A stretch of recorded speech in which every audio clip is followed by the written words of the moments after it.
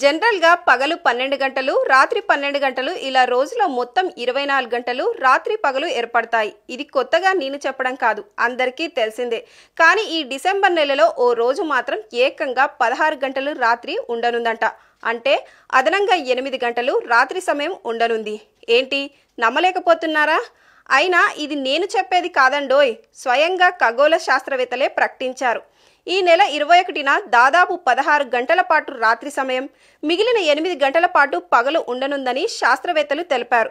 సాధారణంగా ఇలా జరగడాన్ని అయనాంతం అని పిలుస్తారని, అయనాంతం ఏర్పడిన రోజున భూమి ఉత్తరార్ధ గోళం సూర్యునికి ఎక్కువగా దూరం వెళ్తుందని వెల్లడించారు. ఆ సమయంలో చంద్రకాంతి భూమిపై చాలా సమయం ఉంటుంది. ఇది శీతాకాలంలో ఏర్పడుతున్నందున దీనిని శీతాకాలపు అయనాంతం అని అంటారని ఖగోళ శాస్త్రవేత్తలు చెబుతున్నారు. మొత్తానికి ఈ 21న జరగబోయేది అరుదైన ఘటన అని చెప్పవచ్చు.